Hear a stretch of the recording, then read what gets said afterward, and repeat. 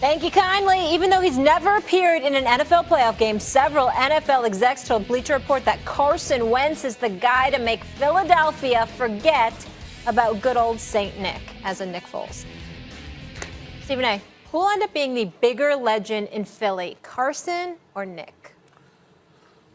Well, believe it or not, it's Nick Foles. And it's not about Nick Foles being better than Carson Wentz, because I certainly don't believe that. But it is, the Marcus is crazy. Marcus needs to listen and be educated here. I'm the guy that worked in Philadelphia for 17 years, and I'm here telling you something right now. The only way that Carson Wentz can pull off being bigger than Foles is if he wins a Super Bowl. Now, if he wins a Super Bowl, that's totally different, and I believe Carson Wentz is capable of it. I believe Carson Wentz is better, but Nick Foles has the chip, and he will be deified in Philadelphia forever because of that. In order for Carson Wentz to eclipse that, he's got to do it too, Marcus.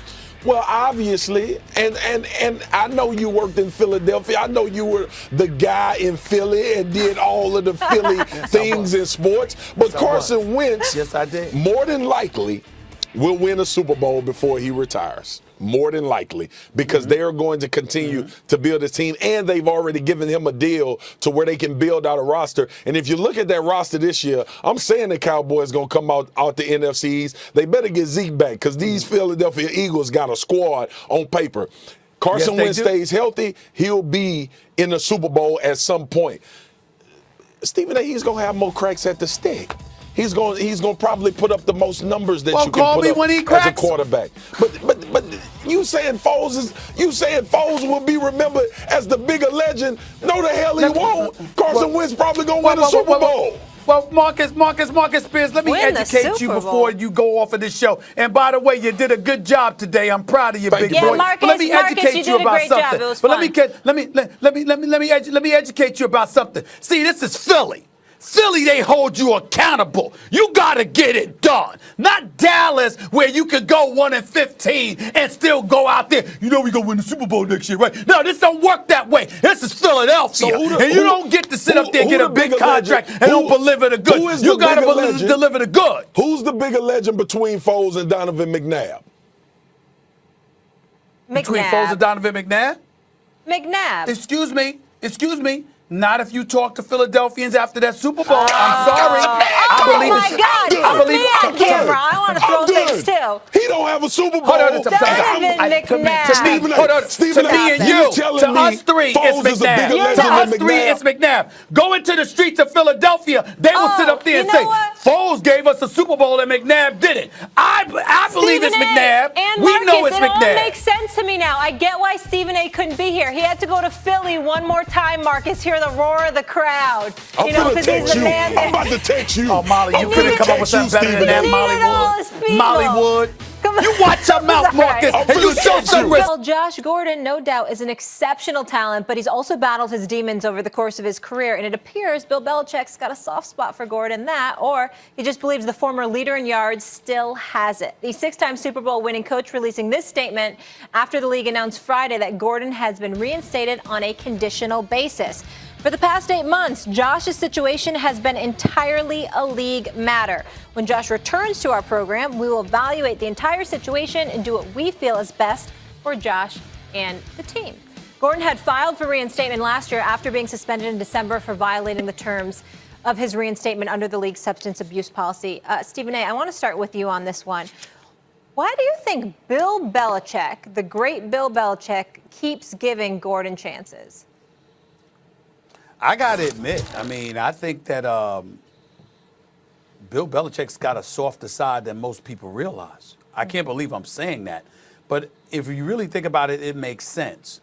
Who was Josh Gordon with before he got to New England, Marcus? That would be the Cleveland Browns.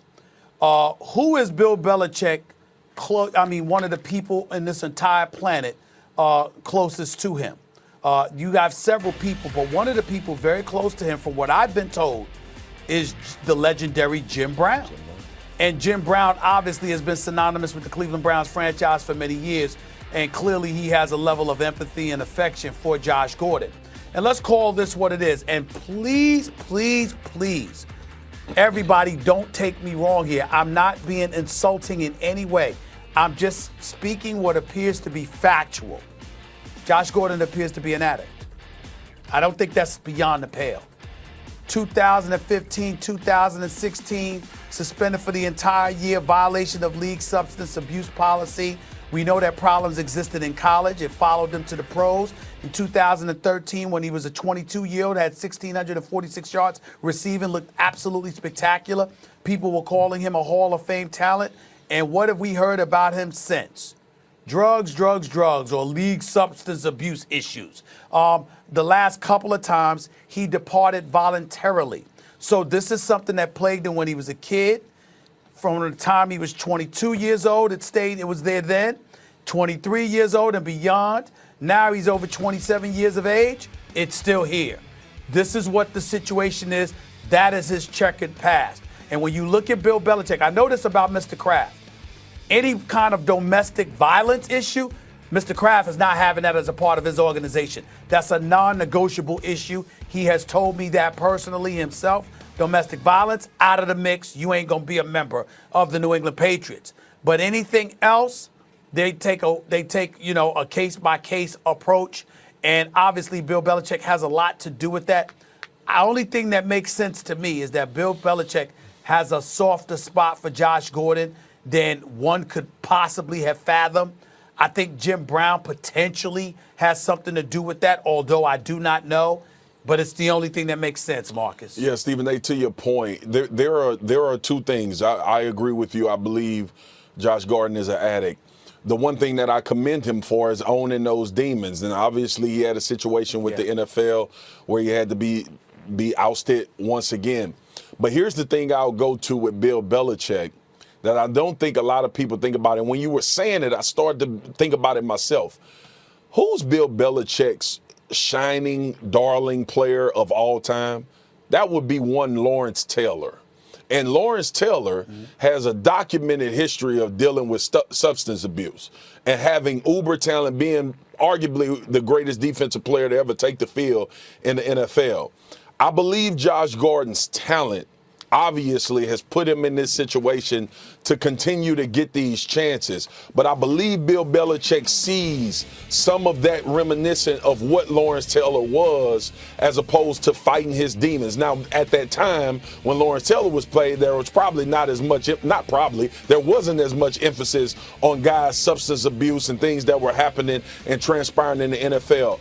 But I have to believe that because of Bill Belichick's experience with Lawrence Taylor, that this is something that he's more prone to kind of interject himself on, take on possibly a father figure role. Look at Josh Gordon for who he is and not the mistakes that he's made and the things that he's owned up to. And that could be part of why these chances continually happen. Now, as far as the NFL and reinstatement, I don't know why the NFL continues to reinstate him. Maybe because he has owned up to those demons that he's fought for so long. But I agree. I think Josh Gordon is an addict. He continues to work on himself, and you just don't know what to expect because you don't know what he's going to go through throughout the course of a football season. The reason why the name Jim Brown comes to my mind, Marcus, before Lawrence Taylor is because Lawrence Taylor played for Bill Belichick. Josh Gordon had his problems before he ever arrived to Bill Belichick.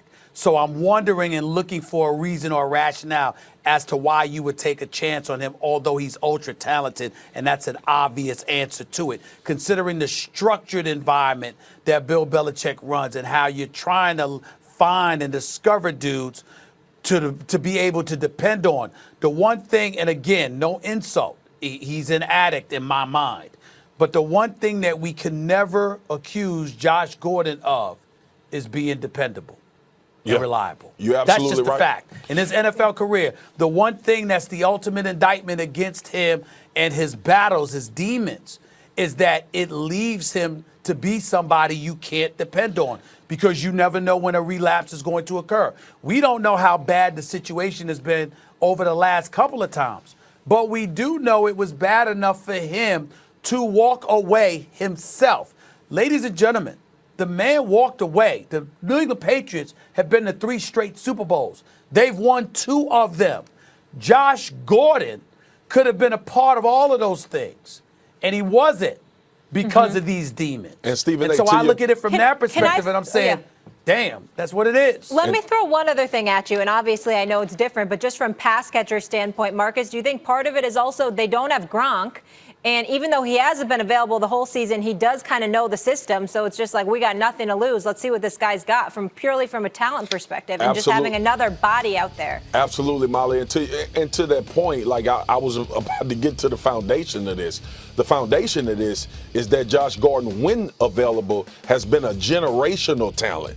And that is another reason why he gets chances. We know that your talent makes room for some of your disparities or discrepancies. We just had a long conversation about Antonio Brown. If Antonio Brown wasn't Antonio Brown, he'd have been out of the league a long time ago. So this is a part of that narrative that Josh Gordon's talent is very high when you compare it to everybody else that plays the position. We were talking about this guy possibly being one of the greatest to ever play the position, and that hadn't gone away. When they did implement him into the offense, he was having a lot of success, and Tom Brady trusted him with the football. So this is one of those situations where I believe Bill Belichick's heart, because he's seen this with a great generational talent before, and also to Stephen A's point about the relationship with Jim Brown. But the foundation of this is the fact that Josh Gordon is uberly talented, more than most guys that ever stepped foot on the NFL football field.